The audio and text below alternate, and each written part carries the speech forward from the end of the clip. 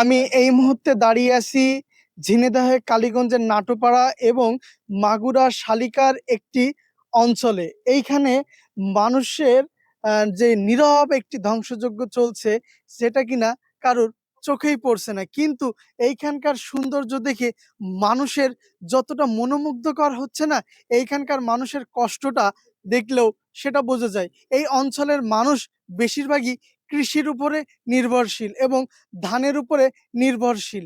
এইখানকার মানুষের পুরো বছর যে ধানটা হয় তারা খায় এবং বিক্রি করে, সেই টাকা দিয়ে তাদের বছরটা অতিবাহিত হয়। কিন্তু প্রতি বছরই পানির সময় এই বিস্তীর্ণ এলাকা পানির নিচেই থাকে। এজন্য এখানকার মানুষের যে নীরব একটা হাহাকার চলে সেটা কিনা এইখানকার কৃষকের চোখে মুখে তাকালেই বোঝা যায়। তো এইখানে বিভিন্ন মানুষ, দর্শনীয় যে মানুষগুলো আছে তারা দেখতে আসে এইখানকার সৌন্দর্য এবং এইখানকার নৌকা নিয়ে ভ্রমণ করে, বিভিন্ন এলাকা ঘুরে ঘুরে দেখে। কিন্তু সমাধানও আছে যে হাজার হাজার বিঘা জমি যে পানির নিচে থেকে পানি থেকে মুক্ত করে এইখানে আবারও চাষ করা হবে। এবং আমি এইখানে একজন কৃষকের মুখ থেকে শুনবো যে এইখানে কয়টা আবাদ হয় এবং কোন কোন সময় তারা আবাদ করতে পারে। চাচা, পুষ মাসে। পুষ মাসে পুষ মাসে এই একটা আবাদই করতে পারেন একটা না আর আবাদে, পারেন? একটা আবাদে। আচ্ছা, বাকি সময় কি আপনাদের চলতে কেমন কষ্ট হয় কিনা কোসম ভালো হয়। বাকি সময়? ওই পাট চলাই গেছে।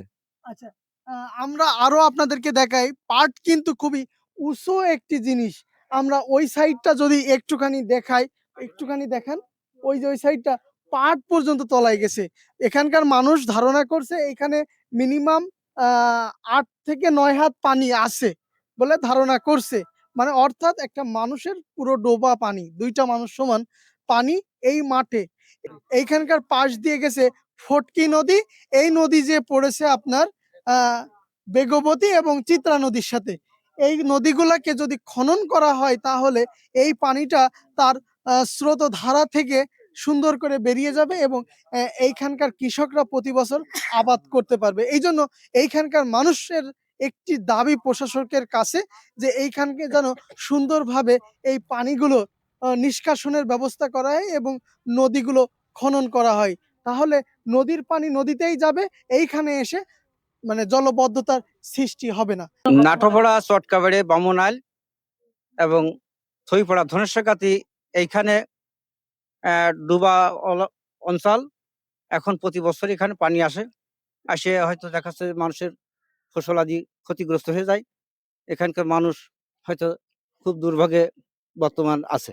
যদি উপর থেকে কোনো সাহায্য সহানুভূতি করে হয়তো দেখা যাচ্ছে এটা একটু স্বস্তি পাবে। আমাদের এই এলাকা খুব নিচু এলাকা, আমাদের এই জায়গায় পানি আবদ্ধ হয়ে থাকে। এই জায়গার যদি খাল ঠিক মতন খনন করা হয় তাহলে আমাদের এই ১০-২০টি গ্রাম পানি থেকে আমরা রক্ষা পাবো। এই জন্যই আমরা আমাদের এই নদীটা খনন করার জন্য অনুরোধ করা যাচ্ছে। তাহলে আমাদের এই নদীতে পানি নিষ্কাশন হলে আমাদের সম্পূর্ণ চাষবাস ঠিক মতন হবে। আমাদের এখানে মনে করেন যে ১০-১৫টা গ্রাম আছে, তো এভাবে প্রতিবারই মনে করেন যে পানি আবদ্ধ হয়ে থাকে। দেখতে পারতেছেন এখানে মনে করেন যে ট্রলারের মাধ্যমে কৃষকের মাল সামানা নিয়ে আসা করতেছে। এখানে মনে করেন অনেক কৃষি জমি আছে, তা কৃষি জমি গুলো মনে করেন যে সবই তো আবদ্ধ রয়েছে, কৃষি কোনো মনে করেন যে ফসল সব নষ্ট হয়ে গেছে। তো সরকারের কাছে আমরা আবেদন জানাচ্ছি যে আমাদের এখানে মানুষজন যে সমস্যা আছে, পানি আবদ্ধ রয়েছে অনেক দিনে থাকে। তো আমরা একটাই দাবি জানাচ্ছি যে এখানে যে আমাদের যে নদীটা আছে ফটকি নদী, এটা যদি খনন করে দেওয়া হয় তাহলে এখানে মনে করেন যে ১০ থেকে ১৫ হাজার লোক অনেকটা জীবনযাত্রা খুব সুবিধা হবে। ঠিক আছে, ধন্যবাদ। আমি ছিলাম ইয়াসিন আরাফাত, উচ্চকণ্ঠ, কালীগঞ্জ, ঝিনাইদহ।